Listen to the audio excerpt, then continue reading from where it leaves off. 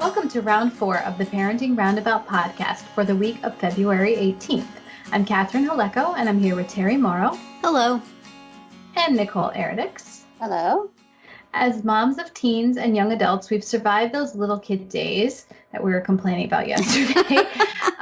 Yet we're still rethinking the decisions we've made all through our kids' lives and worrying about what's going on right now. Oh, yeah. Today is Thursday, which means it's time to give in to our obsessing about parenting details, big and small. And today we are obsessing about our kids' exercise habits or maybe lack thereof.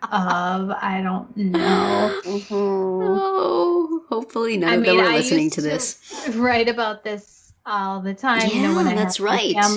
Family fitness site. And it's tough because, first of all, if you're not setting an example, it's hard to, curses. Get someone else to do something.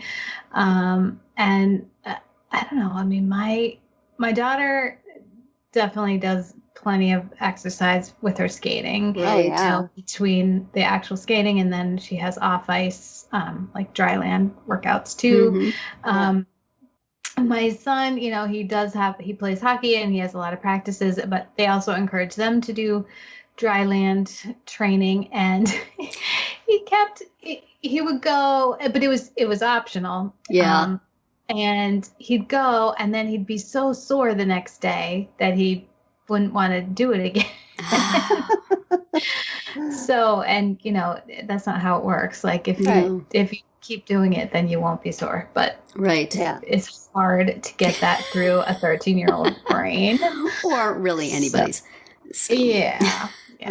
So I don't know. It's tough. Are you guys struggling with this also? Hugely. Yeah. Yeah. And it's a difficult parenting challenge, especially with teens and young adults, because they do not want to hear that from you. Plus, we have this whole thing up, in our culture now, body shaming and, loving people the way they are. And why are you saying that are you saying I'm fat?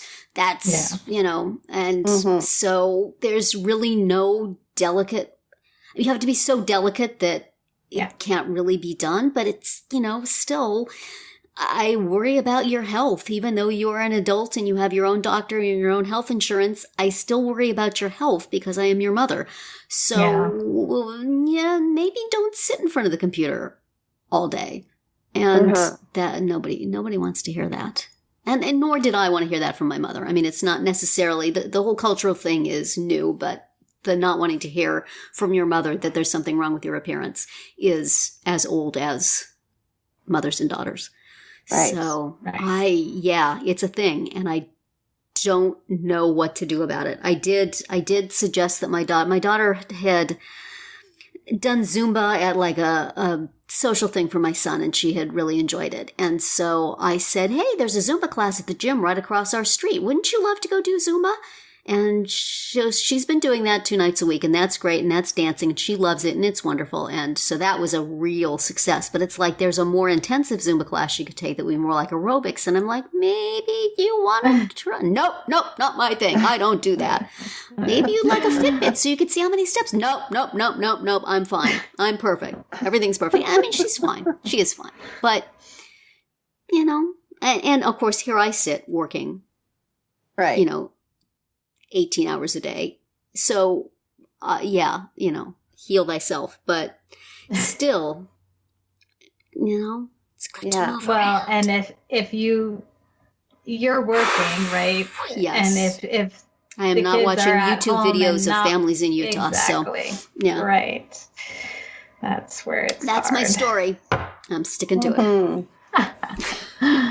Well, and I really struggle with my daughter because she was super active and up until 10th grade, and then because she played tennis, and so it was a pretty intense sport and was year round here. And then she moved over to the golf team, which there's a lot of walking involved if you're walking the course, but I'm not sure about the whole cardio workout issue. Mhm.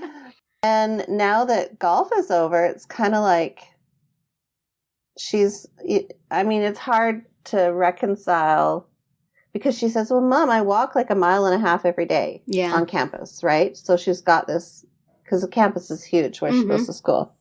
She's like, I've tracked it. I walk a mile and a half. And I'm thinking, okay, is that enough? Like, I don't know. Like, she's doing that every day. I don't know. Should she be? Probably not. Probably. I mean, 10,000 steps, which is sort of a mythological thing anyway, but that's like 4 miles. I get like 1,000 steps a day. Yeah. And my Fitbit is very happy for me. So I set it at 1,000. I get fireworks. So a mile and a half is not enough. No. Not that many steps when you get down to it. So I need to be encouraged. Well, and it's hard, like, between sports like that. Like, when hockey season is over, then we really have to push for other things for my son to do. And I also struggle for him with eating, because it's like you said, Terry, like, it's so hard to talk to another person about what they're eating.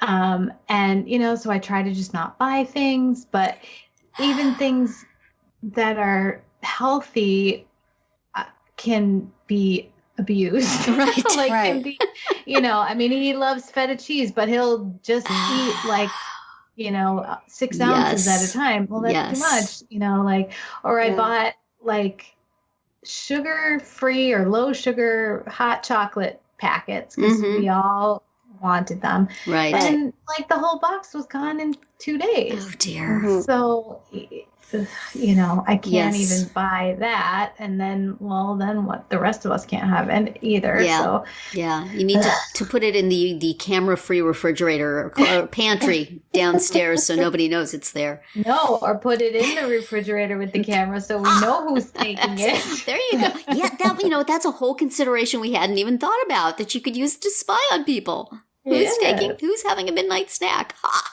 On the family members. Yeah, my son does that with cheese too. He'll go to make himself a sandwich for lunch, and then he'll just stand there cutting off pieces of cheese and eating them. And 10 minutes later, I look over and, are you actually is that your lunch? Or are you actually going to make something? And then he makes himself a sandwich. It's like, well, now is that too much? Did you just eat like half a block of cheese? I am so bad with cheese. Yeah. I love cheese. Yeah. But. Yeah, I try to make it the rule in the house that take some food, put it on a plate, sit down at the table, eat it. If you want more food, get up, get more, put it on the plate, sit down again. Instead of standing at the counter and cutting off pieces of cheese until you've eaten half the block, or walking around with a box of crackers until you've eaten 50 of them. Right. But it is not popular. I'm having trouble getting buy-in on this from pretty much everybody. So my esteemed colleagues, what? I think we've made it clear we have no idea what to do about this, but go ahead. Come on, I need a solution. You need to help me with this. Find somebody else to broach the subject. Find somebody but a little bit older possibly do at and this cooler. Age? Does she need to join a gym and go to classes? Find like a college student. Does she have a cousin or a friend of the family? I mean, I can talk to her about, because she also gets concerned too, because I mean, it's not so much the weight issue, it's about staying in shape, right? Yeah. And so but the thing is that I'm trying to find solutions for her. So it's not so much about talking with her about it, because she knows that, like, we're fine discussing it, but good for you. It's like, what can she do? Does she like dancing? My daughter's really enjoyed the Zumba classes. Yeah, I mean, it's about trying different things until you find the one that... See, and at her age, though, it's like she's not going to go to a dance class by herself, right? There's that whole...